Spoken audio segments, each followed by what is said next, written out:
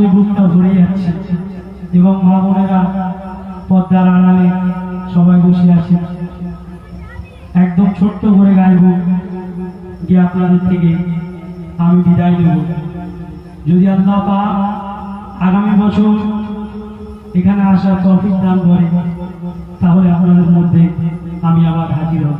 শুনবেন আল্লাহ পাক পবিত্র 30 পারা কোরআন কিভাবে নাজিল করেছিলেন।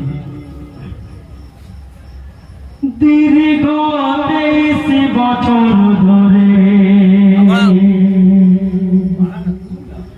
দীর্ঘ 23 বছর